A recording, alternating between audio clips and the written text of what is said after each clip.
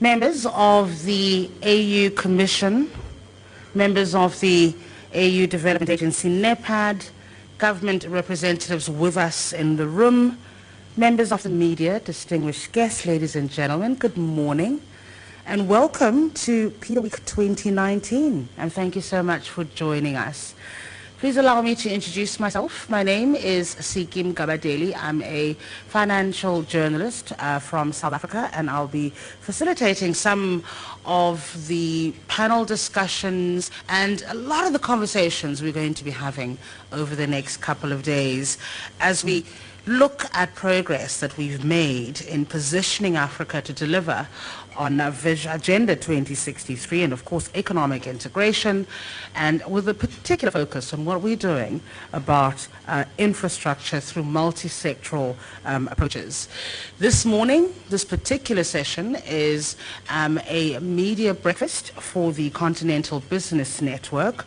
You will remember that in June 2015, the African Union Development Agency launched the first Continental Business Network meeting as part of the World Economic Forum on Africa in Cape Town, South Africa, in response to recommendations that had been originated from the 2014 Dakar Financing Summit. So CBN has been helping to provide some thought leadership and advice to policymakers and heads of state on a variety of strategic issues like policy, investment ratings, project structuring, etc. So this particular briefing is about getting a sense of where we are, and I suspect it's going to also set some of the agenda about the things we're going to be talking about over the next few days. So let me give you a sense of what's going to happen this morning.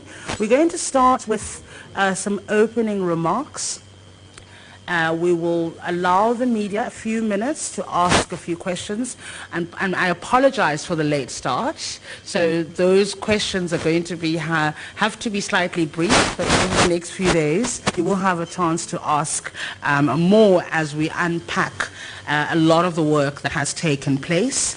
And then after that, we will have a panel discussion talking about some of the technical aspects and getting a sense of what the public and the private sector are doing and have done and what we need to focus on over the next few years. So I hope that we're going to have a fruitful breakfast this morning, and then of course after that we will have the opening plenary session as well. But I'll keep reminding you of where we are in the program this morning.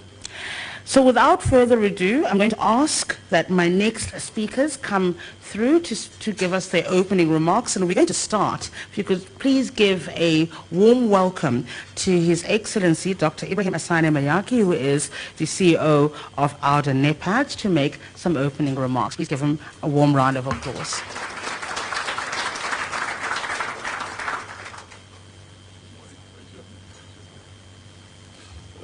Thank you very much, Master Ceremony. Good morning, everyone. Your Excellency Ambassador Khaled Demara, Assistant Foreign Minister of the Foreign Ministry of Arab Republic of Egypt, Your Excellency Amani Abu Zaid, African Union Commissioner for Infrastructure and Energy, Mrs. Kalamontesi, representing the European Union, Mrs. Barbara Schaefer, representing Germany, my dear colleagues of ECA, United Nations Economic Commission for Africa, and the African Development Bank, dear friends, because CBN is a platform fundamentally of friends. My remarks will be brief.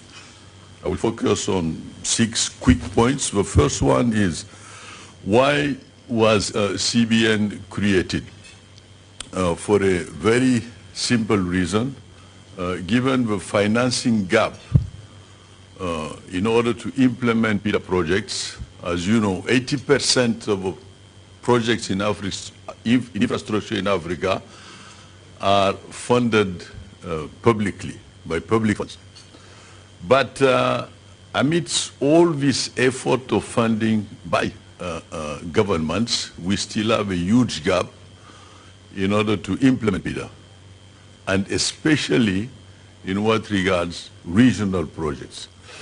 And the know-how that we have built in financing national projects had to be transformed in another type of know-how in order to finance regional projects.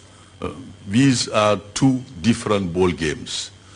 So if you look at the gap of financing regarding regional projects, the only way to go was to call upon the private sector to be a partner in that process. And this is why CBN was created. Two reasons. First one, the issue of financing, and the second one, the necessity to have a platform which could look at the challenges and the obstacles to financing infrastructure in the continent. And by picking the discussions that were held during the CBN processes, we come to conclusions that help us liaise with African Union heads of states in order to see how we unlock these issues, which are very frequently soft issues of regulatory frameworks, doing business environments, etc. So CBN is at the same time an instrument that can allow us to channel funding and a platform which can allow us a cultural interaction between the public and the private.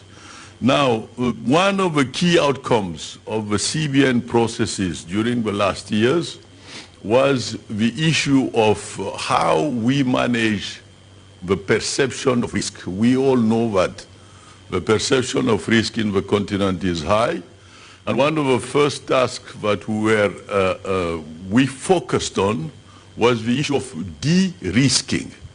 And on the basis of the recommendations of CBN, we went into a very deep study regarding de-risking processes. And evidently, when you talk about de-risking, you cannot do it as a theoretical analysis. You need to interact with practical actors on the ground. And we gathered institutional investors, fundamentally pension funds and sovereign wealth funds, and we asked them, why didn't they invest in the continent? Because they have assets under management which are close to $1 trillion, but they invest less than 1% in the continent. And we decided with them, on the basis of a conclusion of a de-risking study, under the leadership of the African Union Commission, we decided to implement the recommendations of a de-risking study. And we came with an instrument which is the Africa Infrastructure Guarantee Mechanism, which is now the infrastructure window of the core guarantee platform of the African Development Bank. So, first point, cultural interaction between public and private. Second point, de-risking, but de-risking looked at in practical measures. Third point, an instrument which is the Africa Infrastructure Guarantee Mechanism under the co-guarantee platform. So with these mechanisms, what we need to do now is fuel into that whole system bankable projects. And that's why PIDA is all about. How do we bring bankable projects for funding with the necessary guarantee mechanisms? So we are extremely pleased to be here in Egypt, and I would like to really sincerely thank the government of Egypt for hosting us, and thank my sister Amani for the leadership that she is providing for PIDA to move ahead. Thank you very much.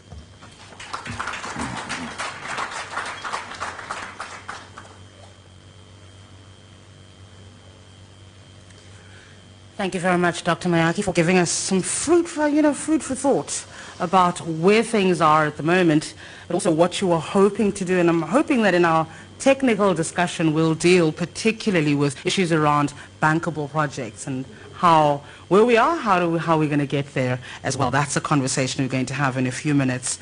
But right now, I'd like to welcome to the stage and give a warm welcome to Her Excellency Amani Abu Zaid, who is the Commissioner for Infrastructure and Energy, who's going to deliver her opening remarks.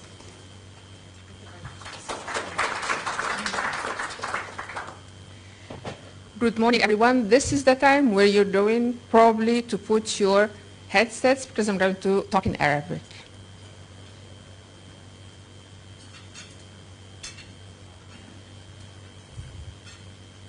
Oh, and while you're there, maybe it's time for you to learn Arabic.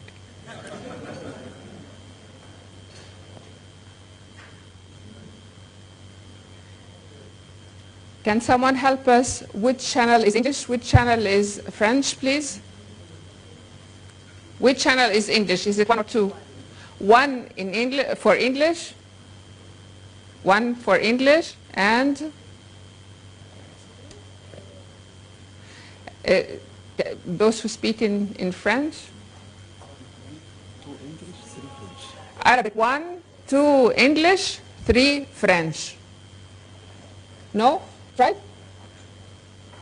2 for English, 3 for French.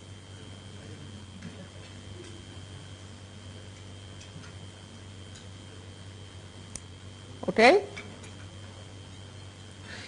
Okay, let me start. أخي العزيز معالي الأخ حسن مياكي رئيس الهيئة الإفريقية للتنمية أو دانيباد، الأخ العزيز سعادة مساعد وزير الخارجية خالد عمارة،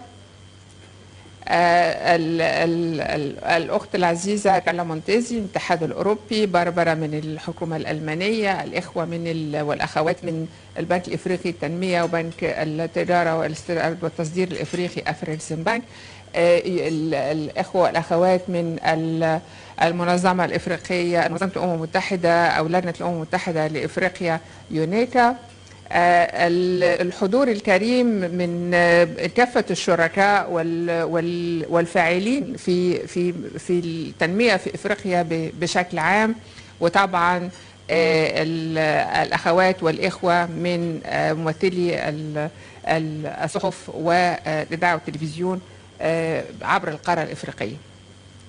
سعادتي كبيرة بمرتين أو بمضاعفة هذا الصباح. أولا إني بلتقيكم كما نلتقي كل عام حول برنامج البنية التحتية الإفريقية، فهي سعادة كبيرة لأنه بنبحث سويا التقدم المحرز في تنفيذ برامج البنية التحتية عبر القارة الإفريقية. نبحث أيضا هي التحديات التي تواجهنا في تنفيذ هذه المشروعات، ونبحث الخطط المستقبلية والرؤى المستقبلية في تنفيذ برامج البنية التحتية عبر القارة الإفريقية.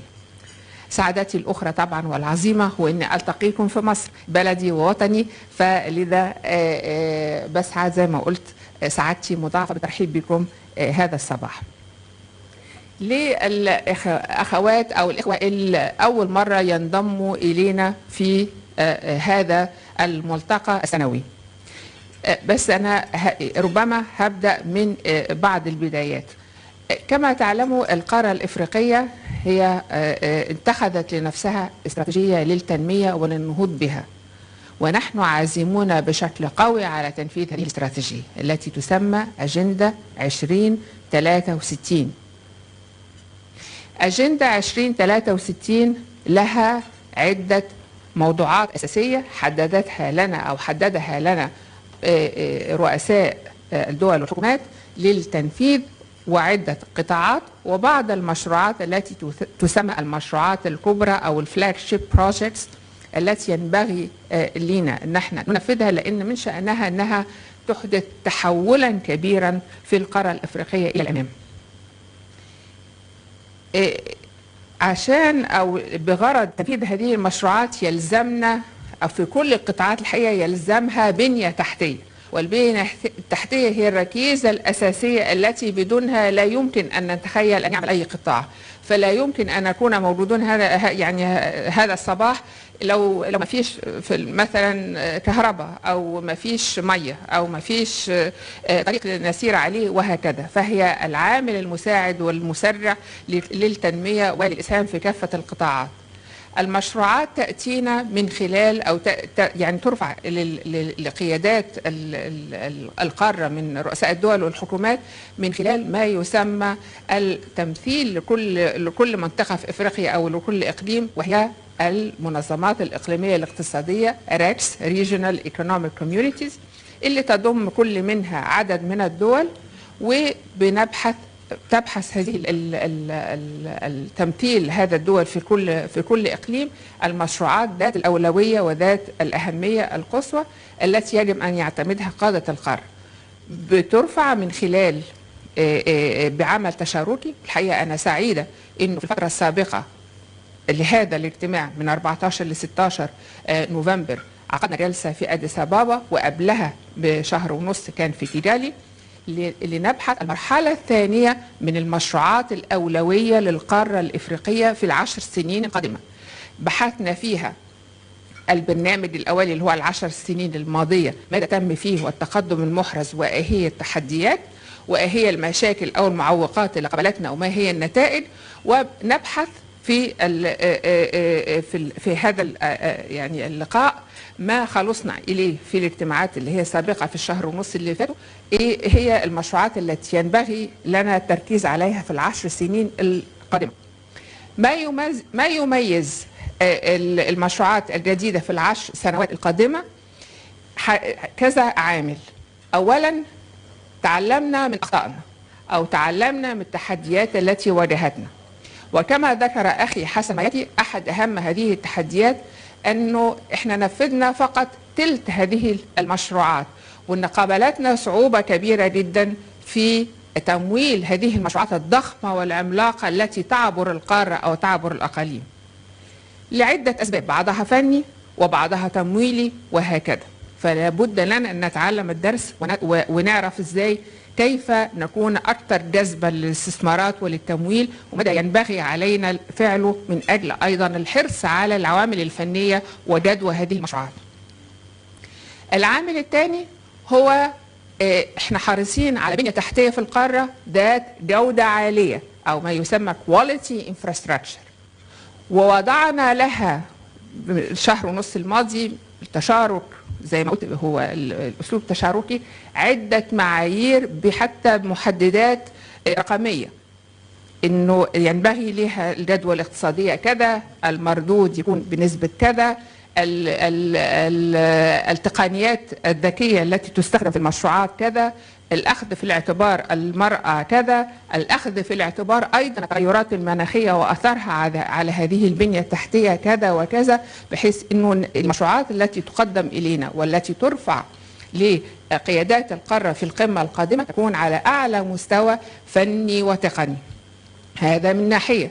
ومن ناحية أخرى كما تفضل أخي حسن مياتي وذكر، بحثنا أيضا في المعوقات المالية أو كيفية سد الفجوة المالية، ووجدنا أن هذه الفجوة المالية لا يمكن للحكومات وحدها أن تتحملها، ولا بد أن يشترك الجميع، ليس فقط المؤسسات الدولية المالية وليس فقط الشركاء من الدول، ولكن أيضا القطاع الخاص، ولكن أيضا الصناديق الدولية للسيادية أو المعاشات أو غيرها.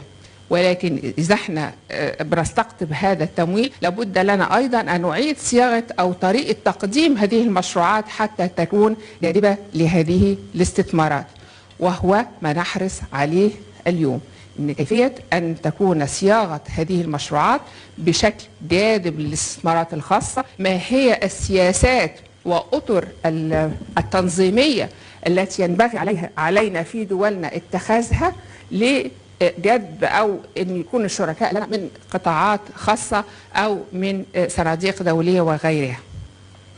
أنا مش عايزة أدخل في تفاصيل فنية كتير، ولكن أو يكفي هذا من التفاصيل الفنية، ولكن أؤكد على كذا نقطة. أي إجراء أو أي مشروع بحثناه أو نتحدث فيه تم بمنتهى الشفافية وكلها بأسلوب تشاركي، لأننا حريصون على إشراك ومشاركة الجميع سواء المؤسسات الإفريقية كافة أو غير الإفريقية. دي أول نقطة. النقطة الثانية، نتعلم، يعني نسير قدما ونتعلم ونحن نسير أيضا، وحريصين لذا حرصنا على تقييم المرحلة الأولى بمنتهى الوضوح والصراحة والشفافية، وأيضا بحثنا الحلول التي ينبغي لنا أن احنا نضعها حتى نحسن من أدائنا الفترة القادمة. ثالثا، قللنا من عدد المشروعات أو اهتمامنا بمشروعات ذات أولوية قصوى وحددناها ب10 مشروعات لكل إقليم في مجالات إيه؟ مجالات النقل البري، البحري، السكة الحديد، الطيران، الملاحة، أو اللي أنا قلت البحري، الطاقة، المعلوماتية، الماء، السياحة. فهي مجالات عديدة، ولكن مش ممكن كل شيء يتعمل في نفس الوقت. حرصنا إنه يكون 10 مشروعات لكل إقليم، 10 في 5 يعني 50 مشروع قاري. أنا بتكلم على مشروعات ضخمة جدا وليست المشروعات الوطنية هنا، بنتكلم على 50 مشروع قاري من شأنهم أن يغيروا شكل القارة ومستقبل القارة في أسرع وقت ممكن. وكما ذكرت احنا حرصنا ان يكون لها المقومات التي تكفل لها من ناحية جودة عالية واحسن اداء، ومن ناحية اخرى ايضا الاستمرارية. ارائكم مهمة لنا، وهذا الاسبوع يتيح لنا ايضا المزيد من التشاور والمزيد من الحوار بهدف ان شاء الله في فبراير القادم نرفع كل هذه المخرجات الى قادة القارة الافريقية. واشكركم.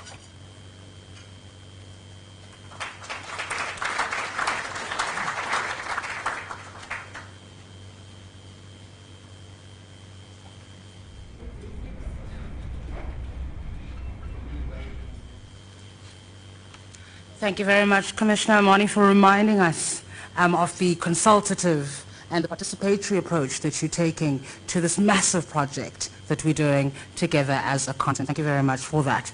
But a lot of this work, of course, requires not just us doing this as public-private partnerships, but it's also a global process, and we're working together with global partners. So our final speaker for this particular session this morning is Ms. Barbara Schaefer, who's a representative of Germany with the Ministry of Economic Cooperation and Development. Please welcome Ms. Schaefer.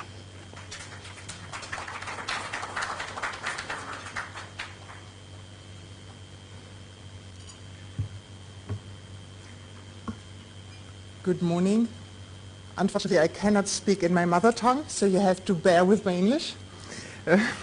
Yes, Your Excellency, Ambassador Khaled Emara, Dear Excellency Commissioner Abu Zaid, Dear Excellency Dr. Ibrahim Mayaki, dear colleagues from the African Union Commission, AUDA, NEPAD, the ECA, African Development Bank, dear journalists, dear representatives of the private sector. Perhaps you might be asking why I am standing here. And first of all, I'd like to convey the greetings of the Minister for Economic Cooperation and Development, Dr. Gerd Müller, and I'm speaking on his behalf. But the more profound question is, why is Germany represented? And I can say Germany has been a supporter of PIDA from day one. And we have started with the first studies on the first PIDA projects. And we have supported various instruments. So the service delivery mechanism, the Continental Business Network, and we will be supporting further. And during these days, we will launch 2 new initiatives where we have been supporters. The PIDA Job Creation Toolkit and the Network for African Women in Infrastructure. But there's even a more profound question. Why is Germany here? And I would like to start with an experience I had as a very young girl. My father brought me to the border between East and West Germany. At that time it was closed. But it was not only closed, it was really a death zone. You couldn't pass. And that impressed me profoundly. I was actually to say, well, I was very young, I was frightened.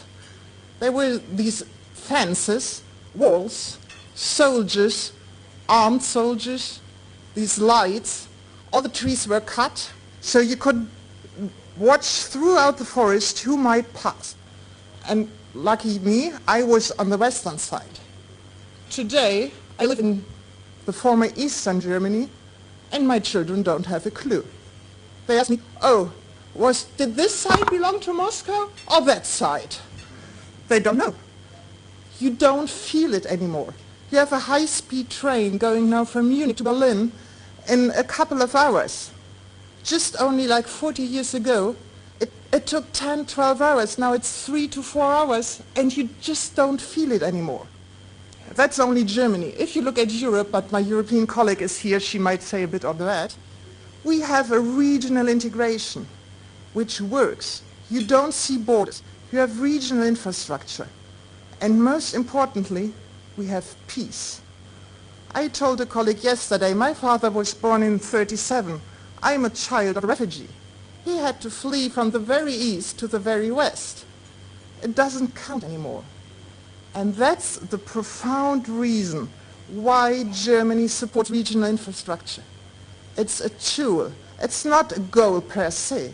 It's a tool to bring countries together, to overcome borders, especially on the African continent, artificial borders, and to see that people really belong together, that they can meet, that they can agree, that they can trade. So that is the underlying reason why Germany is supporting regional infrastructure. And just to come a bit more to the point, not long ago, last week, in Germany, the German Chancellor hosted the Compact with Africa conference, a German G20 initiative. And it focuses a lot on private sector investment. And following what my speakers before me said, we really focus on private investment, and we also see that there's a need to go into de-risking. And Germany has launched 2 new de-risking instruments, one for foreign investors coming to the African continent, and one for African small and medium enterprises. So the instrument of de-risking is everywhere. That shows that it's more than relevant, and I'm very happy that our NEPAD has launched this tool and that we can support it and will support it further. And I'm very much looking forward to the technical discussions we are going to have. Thank you very much.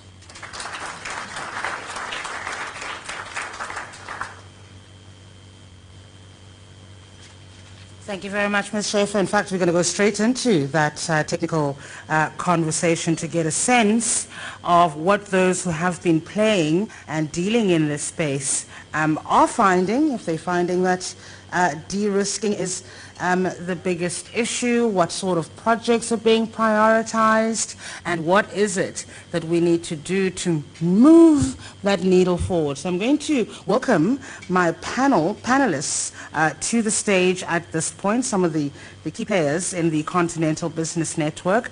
Please welcome to the stage, and as I call your name, if I could ask you to please join me up in the front, Mr. Mamadi Soare, who's manager for Regional Integration Operations Division with the AFDB, Mr. Robert Lesinge, who is a Chief of Energy Infrastructure and Services Section with the ECA, Mr. Alvina Wolskut-Prince, who is Investment Partnerships and International with the Development Bank of Southern Africa, Ms. Anywhere you'd like, Ms. Melanie Lawrence, who is with the Guarantees and Specialized Finance team at Afrisham Bank, as well as Mrs. Carla Montesi, who is Director of DevCo with the EU. So I'm going to give you these microphones.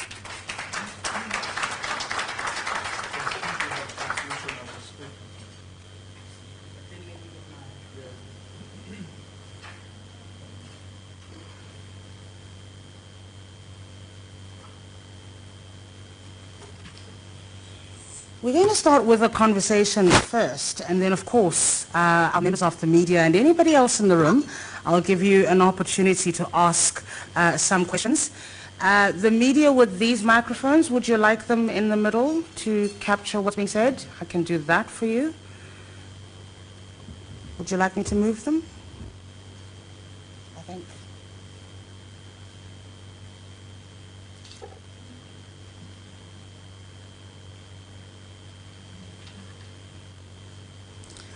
Right.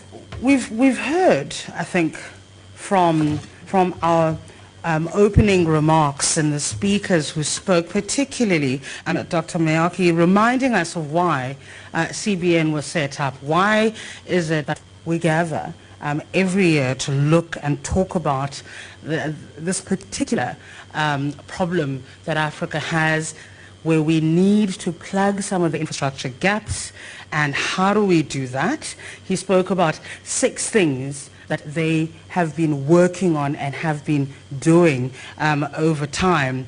Commissioner Amani reminded us of the need for strong infrastructure as a continent. And often when we think about infrastructure, we think about tall buildings, we think about massive projects, but she reminded us that actually things like electricity, things like water, things like the roads that we travel on a day-to-day basis, that's what we should be focusing on, and particularly when we're trying to improve the lives of Africans.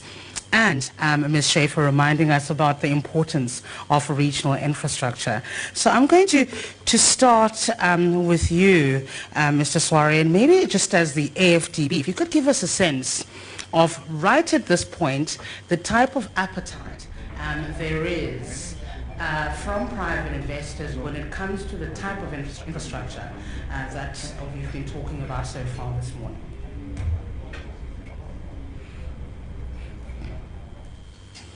Thank you so much, moderator. Is it on? Yeah, thank you so much, moderator.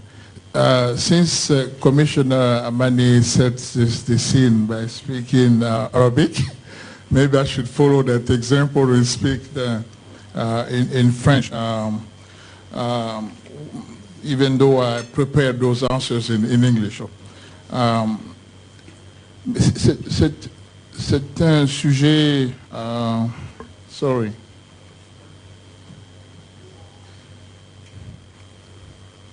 c'est un sujet très important que vous abordez. Je dois dire que en ce qui concerne les investissements privés,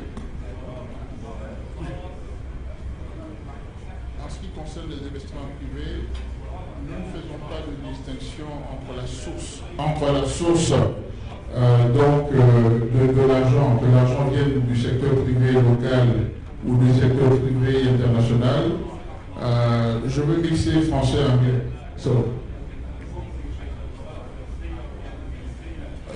Que l'argent vienne du secteur privé français comme du secteur international ou du secteur privé local, $1 est $1. Cela dit,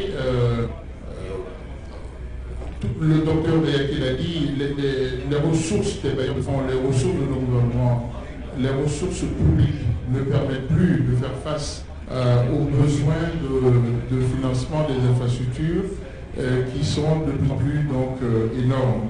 Donc il faut penser out of the box, il faut qu'on ait des moyens innovants pour financer ces infrastructures-là. Il a dit, CBN a été créé pour permettre au secteur privé de s'organiser afin de participer à cet effort de financement. Et la Banque africaine de développement a un certain nombre d'instruments dans ce sens, notamment des instruments de dérisque. Nous avons des partial risk guarantee, partial grant credit guarantee, qui sont des garanties qui permettent au secteur privé, ceux qui veulent investir, de dérisquer un petit peu leur investissement, leur participation à l'investissement des infrastructures. On le sait, l'épargne locale n'est pas assez forte parce que les investissements de l'infrastructure demandent de l'investissement à long terme. Ce n'est pas, et ce sont des montants importants. Donc il faut absolument qu'il y ait des garanties par rapport à ça, sinon le secteur privé aura donc du mal à venir.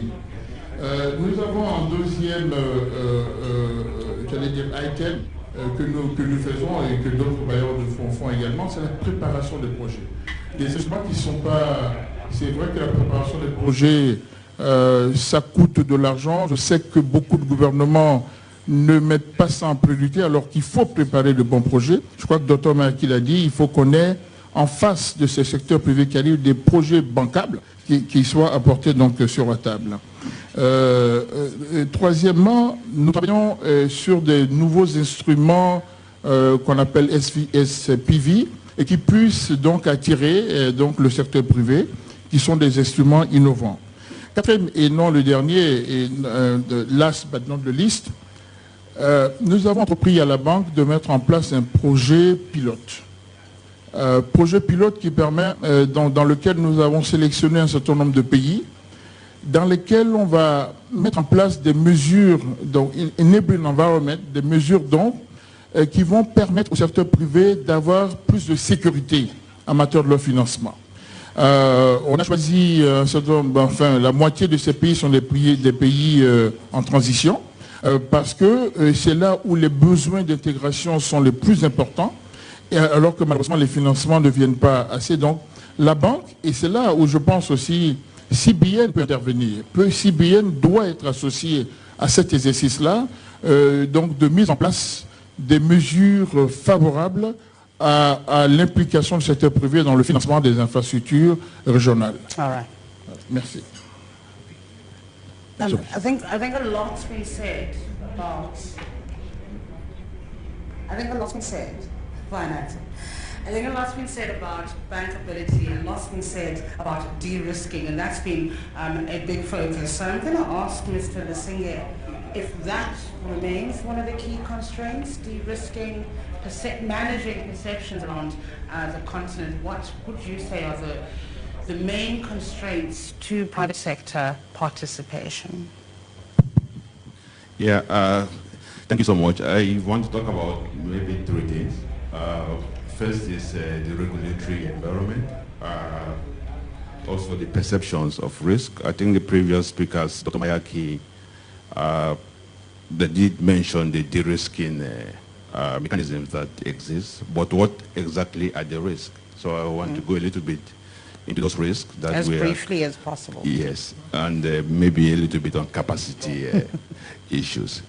On regulations, I think as we're talking about regional projects, one of the challenges is how do you have a standardized environment for investment in infrastructure across countries. You do have different countries with investment laws. You have countries that have set up PPP units. And if we're talking about regional projects, we want an environment where if you go to country A or country B, the investment environment is stable or similar. In terms of the risks, we spoke a lot about the de-risking mechanism, but what are the risks? What are we de-risking?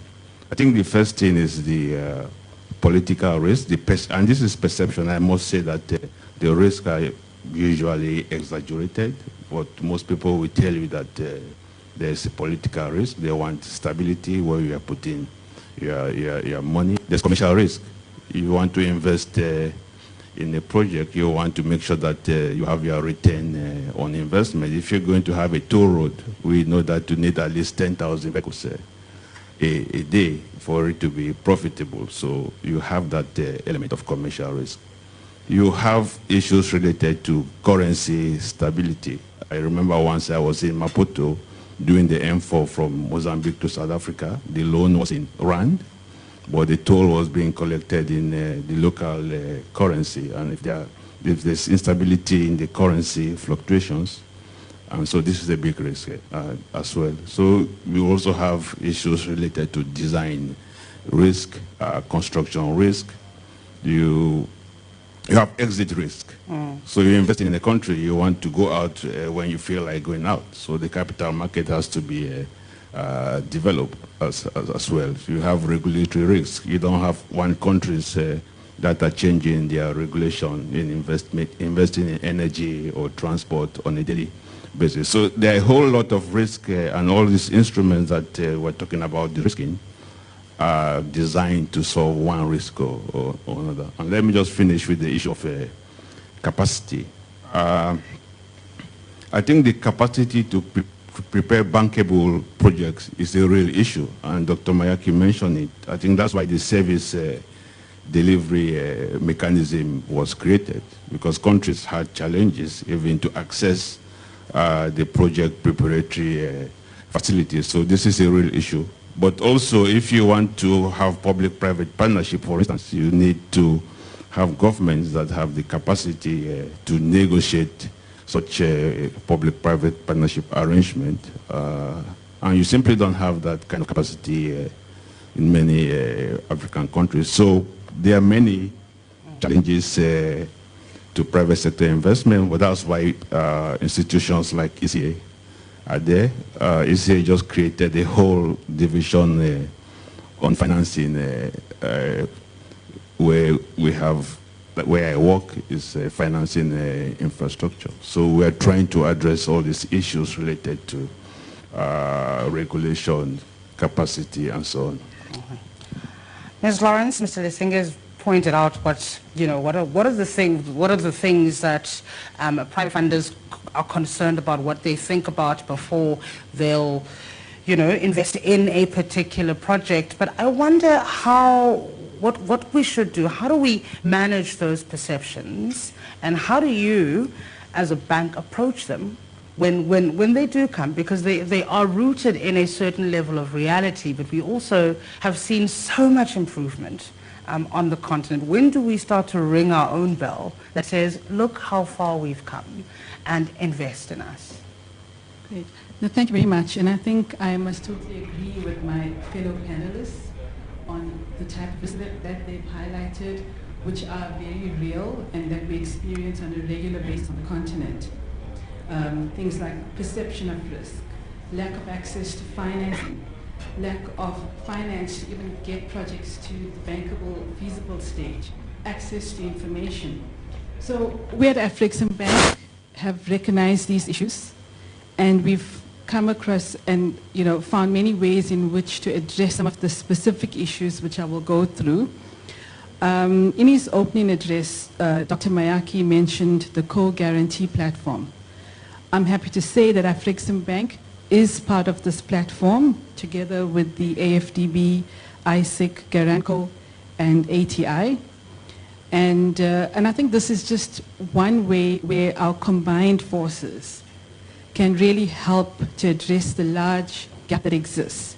Yes, it is a risk mitigation instrument where we are using the products of each of our institutions to come together to be able to offer a comprehensive solution. And it's not just on a MOU on a piece of paper. It's moved beyond that. A consultant has been appointed, and now the next step is to put the mechanics in place as to how to roll out the instruments under the co-guarantee platform. So at Afrexim Bank, we have both funded and unfunded products. The unfunded products are done as part of the Afrexim Bank Guarantee Program. This is a comprehensive suite of both short, medium to long-term guarantee products, covering everything from your trade type of guarantees through to project finance support. And the objectives behind this are really around capacity creation, of course risk mitigation, and unlocking capital, private sector capital. And I think this speaks to the issue of perceptions of risk. So by offering this type of guarantee support, we're then giving comfort to private sector funders to come in and put their money into these projects. Okay, we do both government and private sector projects. We can work in 51 of the 54 African countries who are all member countries of Afrexim Bank. In addition to the suite of guarantee products, we've launched the project preparation facility, which is being rolled out at the moment. We have what we call an interstate guarantee facility. This is in line with the objectives of the African Continental Free Trade Area, and this is really to provide one bond to allow the free flow of goods from one country to the next. Because for goods to transit many times across Africa, you have to pass through various countries, and I think specific bonds are required for each of these countries. Then rather, every country arranging for its own institutions to provide these bonds. Afrexim Bank will provide one bond that covers the whole transit process. We've recognized access to information is a huge gap. Often people don't know they have a product to sell, but they don't know where there's buyers, where there's a market for their products. So we've launched what we call the Trade Information Portal. And together with that, a Mansa platform, which provides, it's like a repository database of information for people wanting KYC type information, for example, on governments, on financial institutions on the continent. We've also recognized that often currency is an issue. People have goods that they want to sell in their own currency. A buyer wants to pay for it in his own currency, but often you've got to convert to dollars to be able to trade. Now, access to dollars is a huge challenge. We've recognized that, and we've created what we call the Pan-African Payment Settlement Platform. All right. And this is to enable buyers and sellers to be able to trade in their own currencies. It sounds like you've had to be quite creative, thinking through each of the steps. What's going to be the next thing people are going to be worried about? What's the next constraint? And then having to come up with creative solutions. Has that been your experience? I would say yes. I mean, let's just get over the statistics. So, but I want to focus on maybe on one thing. I think all the risks have been mentioned here now already. But we need to go back to the basics. We need to get the basics right. And the basics here is that we need to prepare our projects as best as we can. If we don't prepare our projects to get it to where we want it to be, we're never going to get to where the Africa we want, as they say. So I want to go back to this issue of project preparation and say where the opportunities are there. For example, in the past year, we've been working with Afrexim Bank, with Africa 50, with NEPAD IPPF, by bringing approximately 8 projects to market, which is in the project early stages. And we brought them to platforms where they can be presented to private sector investors, to donors, to facilities. And we made use of opportunities such as the Africa Investment Forum, such as the World Economic Forum, to give those project developers and owners the opportunity to present the projects and say, okay, these are the projects that we want, that we know is at that stage, and it will be a bankable project at the end of the day. We need to make use of those opportunities and get more of those projects to market. I think the other big benefit is the fact that we need to create, I think is in a good position to create that link between government and the private sector. We are all sitting here in the room, and a lot of the people sitting in the room I know is donors, is the facilitators and government departments, but we need to bring more of the private sector into the room, and we need to sit face to face with them so that the private sector can actually say to us, these are our issues, these are the policy and regulatory issues that we're struggling with, how can you help us to address these issues? Because it's easy to say that these are the policy constraints that we have, but we don't know what is the roadmap to actually unlock that policy or regulatory issue. We need to do more of that and have more of those open and frank discussions as we move forward. I think the other thing is that the issue of local currency has been touched on, but I also think we need to forge that link with the local private sector investors as well and the project sponsors and owners. If we don't bring more of the local private sector investors in, we are going to lose out a lot, especially as we're trying to implement the Africa Continental Free Trade Agreement as well. We need to bring more of our local investors into play. And then let's not forget our local governments.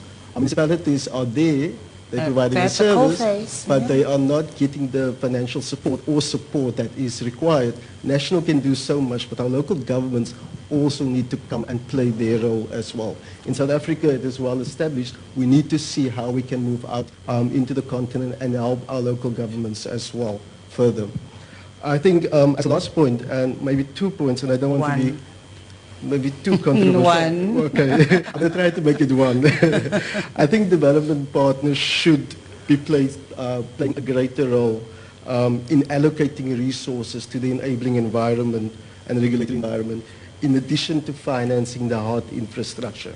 And by doing that, I believe that, and here's why I'm making it one, I think we need to reconsider what is the terms and conditions that we put on the table when we are bringing development funding into the room. What shouldn't we reconsider and see how can we best actually support the governments in financing those projects? All right. And talking about, localizing, I think let's take it globally, because we had a very good reminder from Ms. Schaefer a little bit earlier about the importance of regional infrastructure, but also the lessons we can take from other parts of the world. So I want to hear from you, Ms. Matesi, about how you think we can best utilize some of the global initiatives and the partnerships that we've got with other parts of the world to actually improve what we're doing on the continent. Many thanks, and let me start saying many thanks to congratulate for the PIDA week, because it's a great occasion to discuss all this key issue. European Union, as was mentioned, it's of course a long-standing partner to Africa.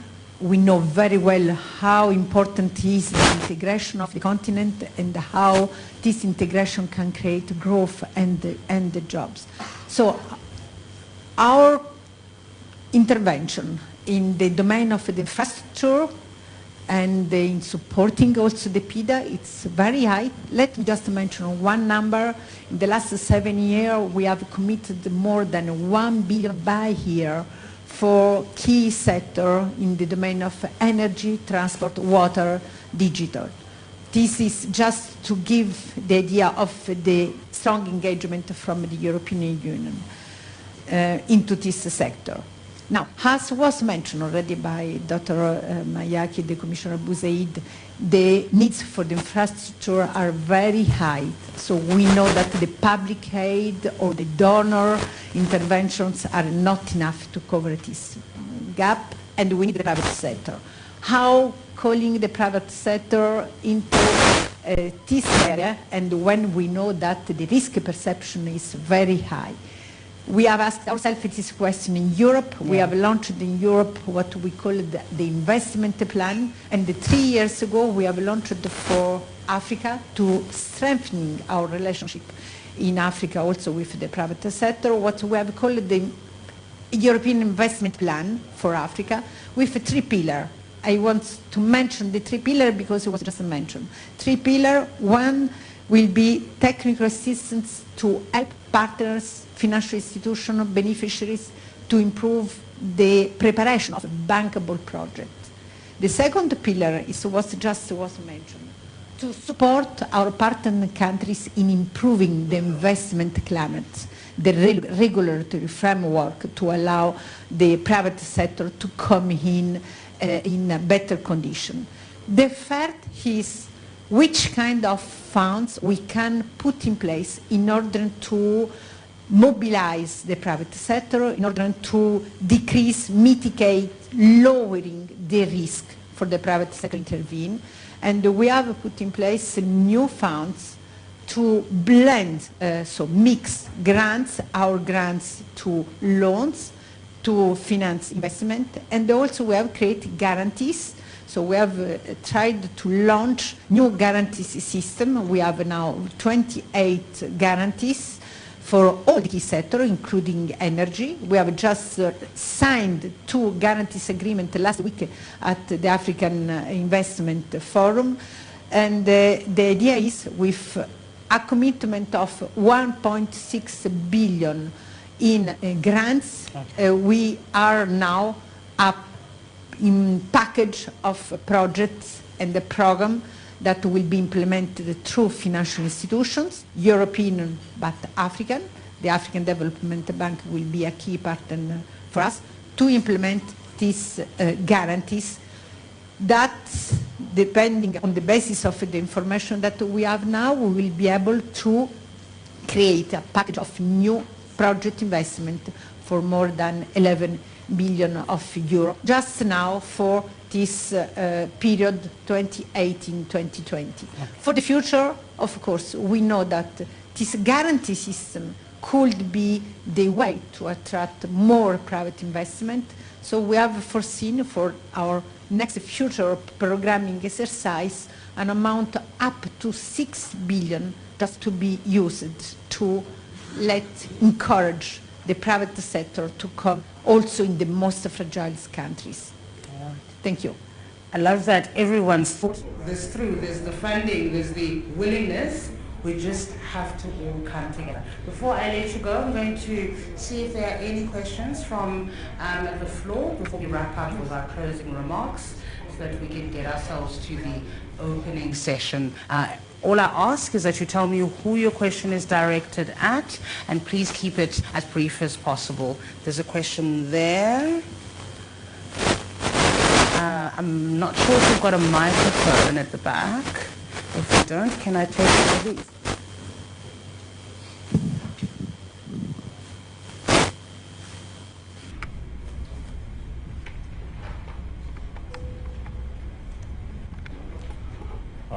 Good morning, everybody. My name is Marubo Munyaka from Kenya, and I've worked for some of the regional institutions we're talking about here. We talked about the guarantee problem in finance infrastructure. We started the Africa Trade Insurance. Originally, we were calling it the African Guarantee Fund, and initially it was a commercial institution, and we then pushed it through African Union. It became a program of African Union, so it now covers the entire African continent.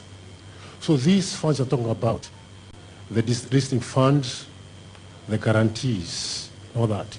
Why don't you push them, all of them, through ATI instead of having multiple programs? That's number one. I'm sorry, I'm only able to take one question from Yes.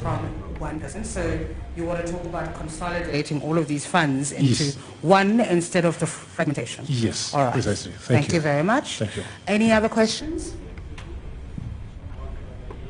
I can't see behind the pillars, so if you're behind the pillar, we'll need you to step out from behind the pillar.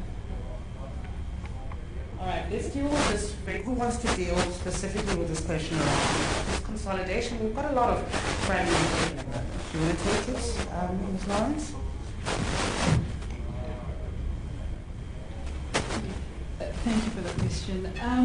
So as you're aware, ATI is also part of the co-guarantee platform. So I'm not sure if routing the guarantees through ATI is going to provide the kind of additionality that we are trying to achieve under the platform. So I think it's more effective if we all come together and collectively issue the guarantees. Unless you have a different view of how this should work, but I'm not sure if it's going to achieve anything more than what we can do together. All right, I'll take one more question if there is one. Otherwise, we will move to our concluding remarks for this session. Remember, there's all sorts of high-level roundtables that we're going to be having over the next few days. Lots of opportunities for you to interrogate the things that are going to be said on the platform. We also will be having deeper conversations going into a lot of the things that have been raised this morning. So I'm going to thank my panelists. Let's give them a round of applause. Thank you very much for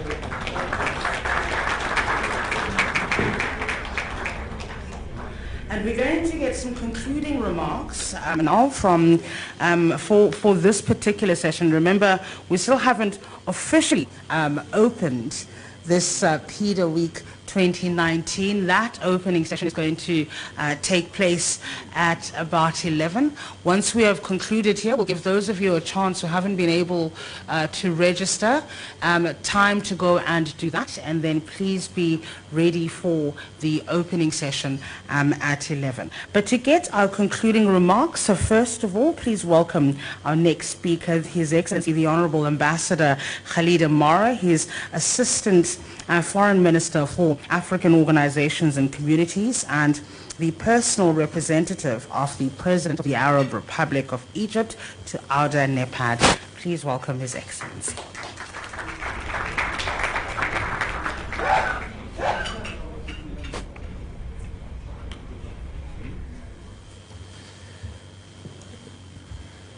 بسم الله الرحمن الرحيم. صباح الخير جميعا. Sisters and brothers, I indulge you to wear again your headphones to bear with me in my opening remarks. or closing remarks on the conclusions of this very important session. I will speak in Arabic and in English, but I will start with the Arabic.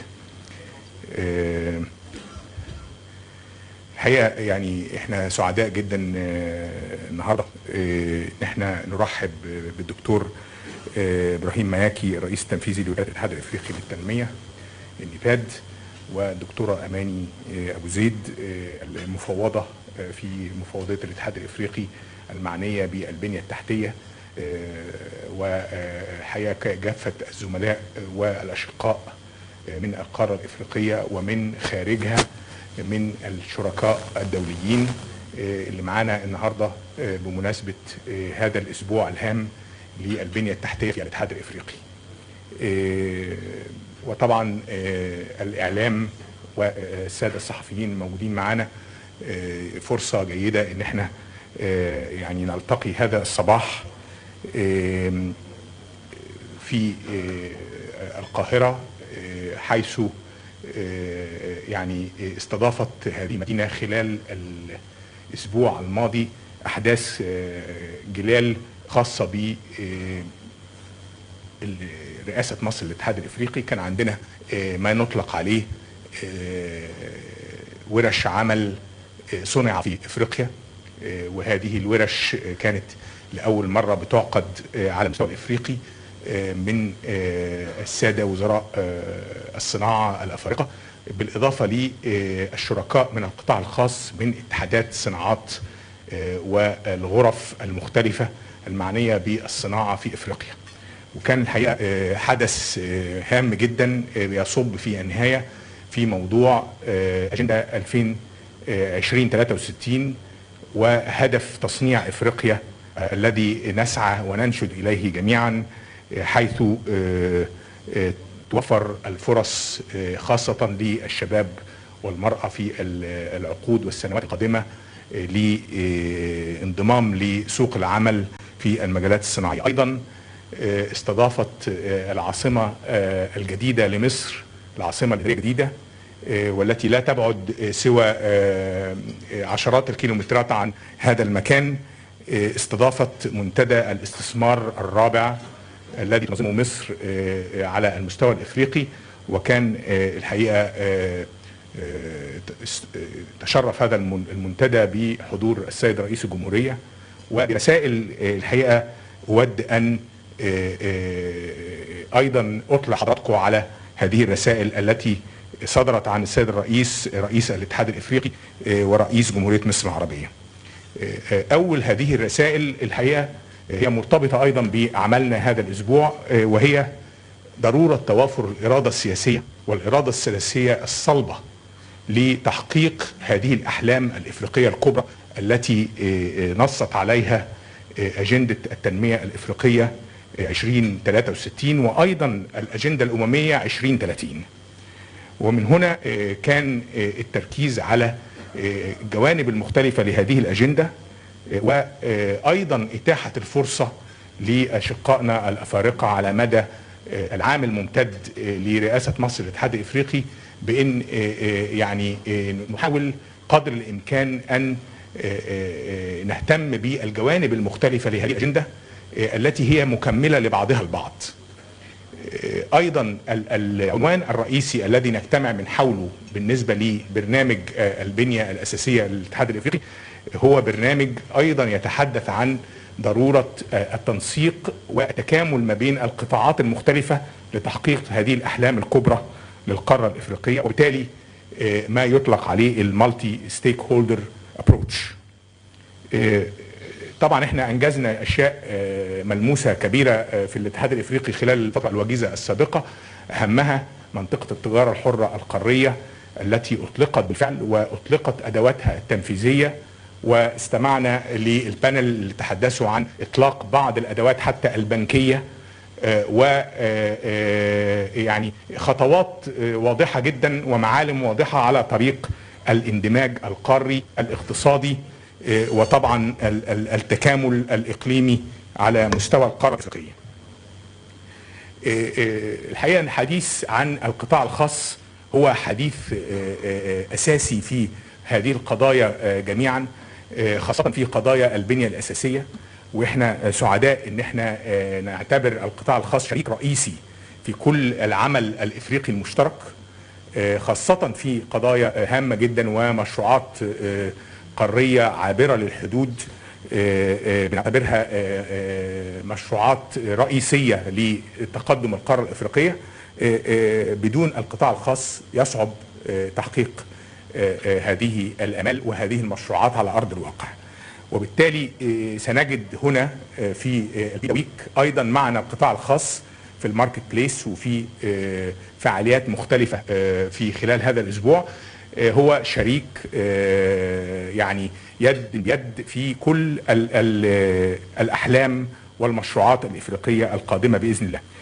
أيضا يسعدني أن أتحدث أيضا عن الطرح الذي أطلقه السيد الرئيس، وهو تحدي الحقيقة لنا جميعا سواء في القارة الإفريقية أو خارجها، خلال مؤتمر الاستثمار في إفريقيا، وهو إن احنا يعني بنتحدى أنفسنا والعالم بأن إفريقيا تحتاج إلى خطة طموحة جدا للاستثمار وضخ الأموال في البنية الأساسية، يعني نقدرها بمئات المليارات من الدولارات، وهي تحتاج إلى حلفاء حقيقيين وشركاء حقيقيين لتنفيذ هذه الخطة.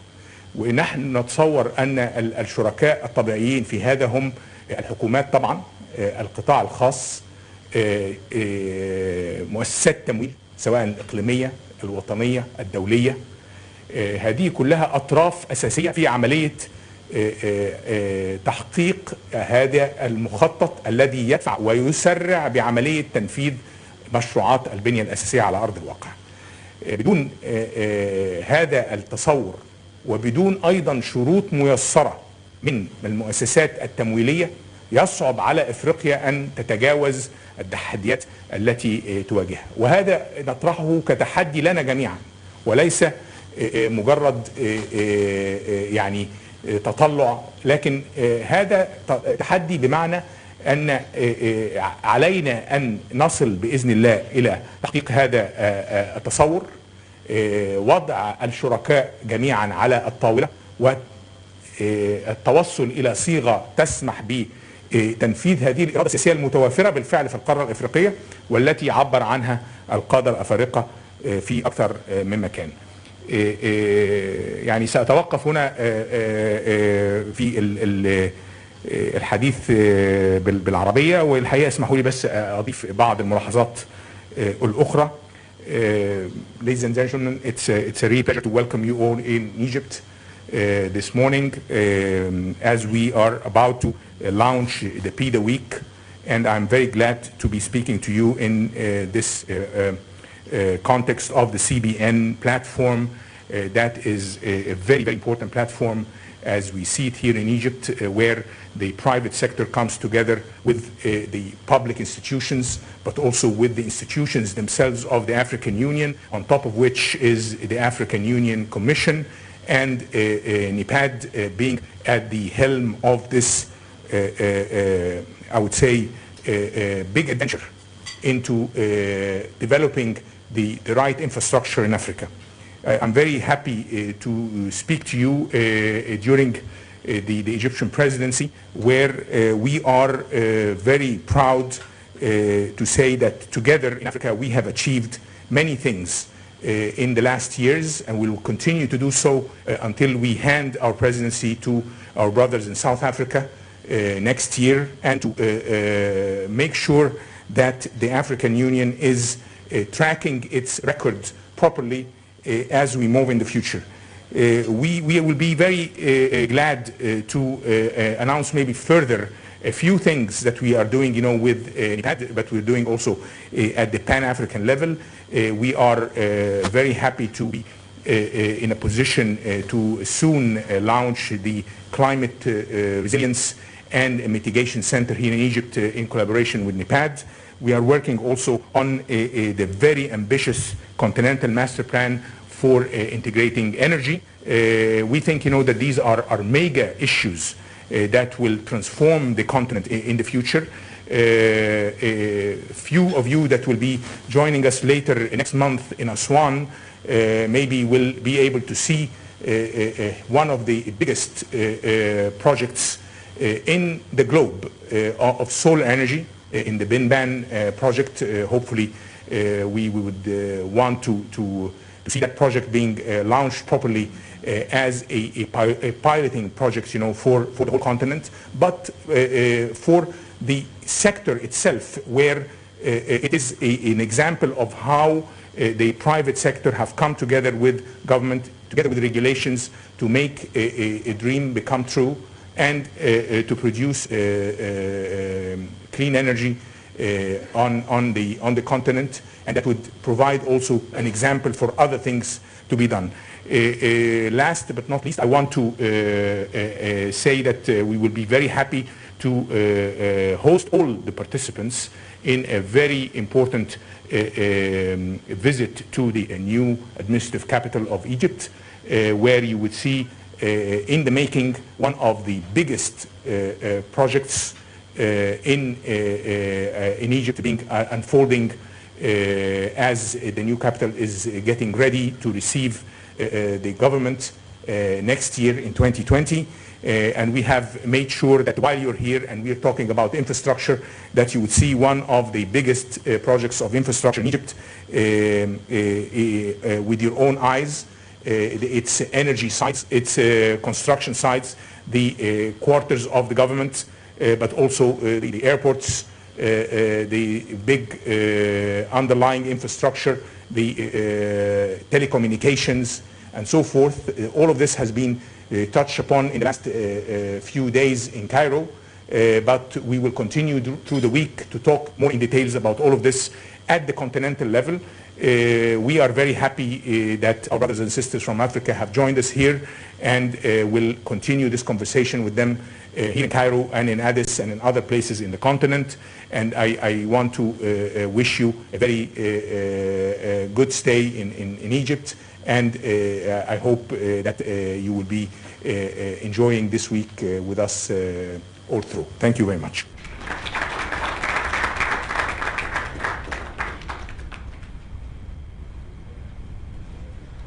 Thank you very much to the Honourable Ambassador. Let's welcome back to the stage His Excellency Dr. Mayaki, who's going to give his closing remarks to the breakfast. Please welcome him back to the stage.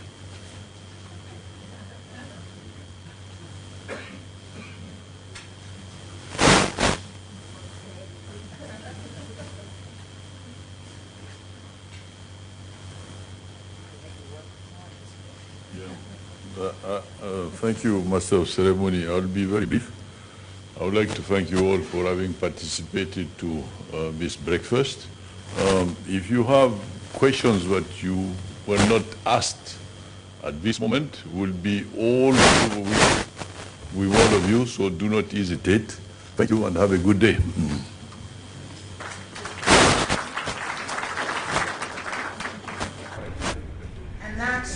Wraps up this CBN Media Breakfast. Thank you very much for being here. We will see you at the opening session at 11 o'clock. Enjoy your breakfast.